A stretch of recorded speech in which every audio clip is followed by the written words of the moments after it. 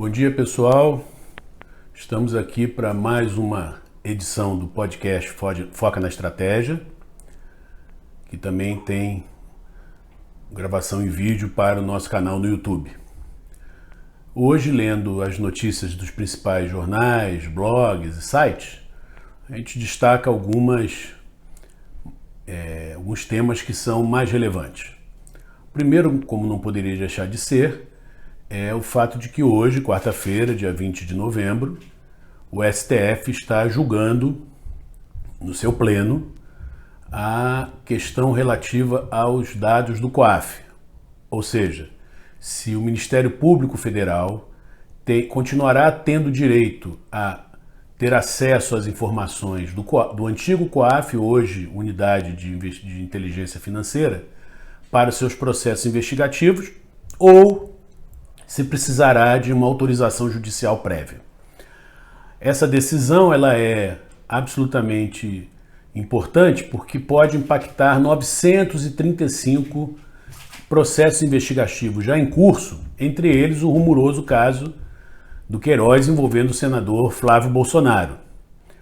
Segundo o que foi apurado por vários jornalistas, que saem nas matérias e nas análises, provavelmente a tendência é que o STF passe a exigir que, para que o Ministério Público tenha acesso às informações da Unidade de Inteligência Financeira, ele precise de uma autorização judicial prévia.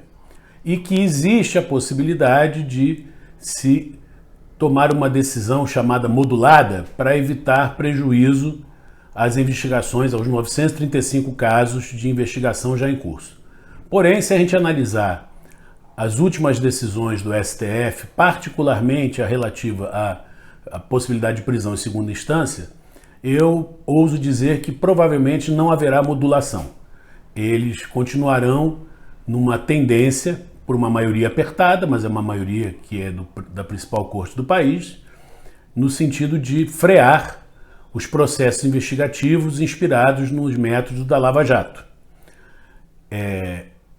Isso cria uma contradição muito forte com o sentimento da maioria da população, que continua apoiando a Lava Jato e que continua identificando nessas decisões do STF uma ação em favor dos corruptos e corruptas do nosso país.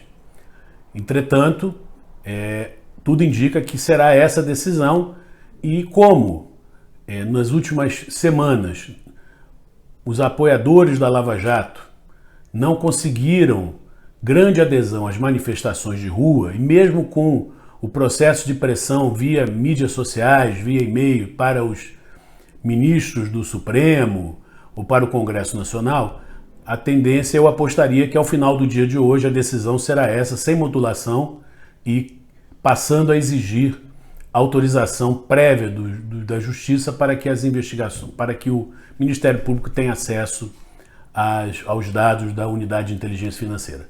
A conferir no final do dia e amanhã no nosso podcast a gente vai comentar sobre a decisão tomada no dia 20, caso o julgamento termine no dia de hoje. A segunda notícia relevante que eu destaco aqui é a decisão comunicada ontem no plenário do Senado pela presidente da Comissão de Constituição e Justiça, senadora Simone Tebet, do acordo firmado para colocar em votação hoje na CCJ o projeto que transforma a Constituição, muda a Constituição e também o Código de Processo Penal, criando a possibilidade de prisão a partir de decisão colegiada de segunda instância. Segundo a informação da senadora e pelo que nós podemos apurar, há maioria consolidada na CCJ e muito provavelmente que se consolidará também quando for julgada no plenário do Senado. Resta saber como será a reação quando esse projeto e essa discussão chegar à Câmara dos Deputados, onde essa maioria aparentemente folgada do Senado não se reproduz. Também a conferir, de qualquer maneira, nada será decidido em definitivo ainda antes do início do recesso das duas casas legislativas nacionais. Então continuaremos acompanhando como será o desenvolvimento dessa batalha política e jurídica. E muita pressão da sociedade via redes sociais para que o Congresso Nacional aprove essa mudança na Constituição. Ainda falando do Senado, ontem o plenário aprovou a PEC paralela e que agora vai para a Câmara, já aprovou em segunda votação, e para que ela pudesse ser aprovada, foi feito um acordo com a oposição, mudando a forma de cálculo da aposentadoria no período de transição, permitindo que os 80% dos maiores salários continuem sendo base para o cálculo nos próximos 5 anos. Com isso, o projeto agora vai para a Câmara e a tendência é que a Câmara mantenha essa decisão, o que vai significar algum impacto um impacto fiscal na redução originalmente projetada pelo governo em termos de economia com a reforma da Previdência, como foi aprovada inicialmente. De qualquer sorte, o importante é que, ao contrário dos últimos anos, aparentemente criou-se um consenso, não unanimidade, mas um consenso bastante significativo que mostra a importância da responsabilidade fiscal. Essa PEC paralela, incluindo estados e municípios, é uma medida absolutamente indispensável para que nós possamos melhorar a situação das contas públicas, um dos pilares para a retomada, necessária retomada do nosso crescimento econômico.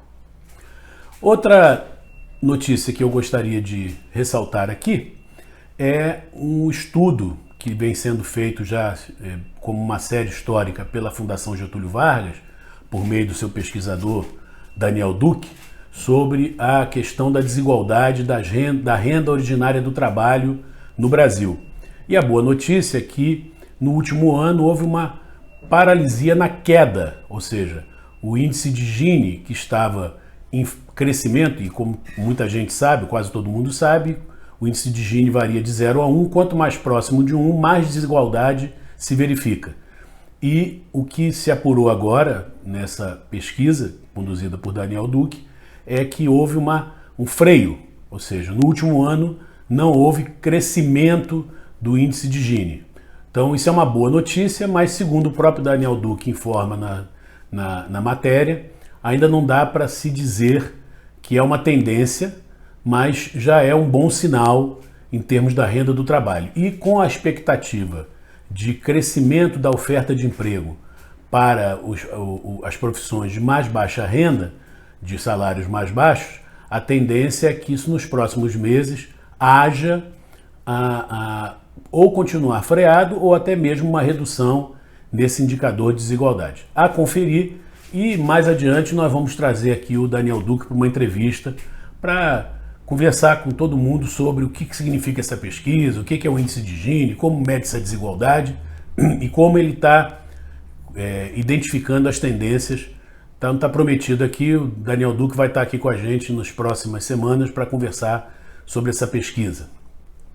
A última notícia que eu queria nesse nosso podcast e nesse nosso canal de YouTube abordar é uma notícia que foi publicada no jornal O Globo de hoje, falando do movimento das sardinhas na Itália. É interessante porque é mais uma dessas manifestações e movimentações e mobilizações articuladas por meio de redes sociais. No caso, essa acontece no norte da Itália, num movimento que começou com 15 pessoas e hoje já atinge algumas milhares, inclusive com manifestações de rua, cuja bandeira é enfrentar as propostas e as forças políticas mais aliadas às teses nazifascistas ou às teses da Liga Nord. Então, esse movimento é mais um daqueles que tem acontecido em todas as partes do mundo. Nós temos essas últimas manifestações que continuam no Chile, tivemos as manifestações dos coletes amarelos na França, tivemos as manifestações de 2013 no Brasil, temos o caso agora da Bolívia, também o caso da Venezuela que não se resolve, no Equador, no Oriente Médio, no norte da África, ou seja, esse é mais um exemplo de que essas mobilizações, essas manifestações e essa forma de fazer política que a internet e as redes sociais propiciam e têm propiciado, elas geram um impacto absolutamente distinto e que ainda não está sendo devidamente avaliado e mensurado e, principalmente, não tem dado condições de previsibilidade. Então, quando é que nós vamos ter de novo manifestações como essa no Brasil? Com certeza elas irão acontecer, não sabemos quando, mas elas virão. Então, ficamos por aqui, hoje dia 20 de novembro. Aguardo vocês amanhã novamente para ouvir mais um nosso podcast ou assistir esses nossos comentários no nosso canal no YouTube. Foca na Estratégia agradece, tenha um bom dia.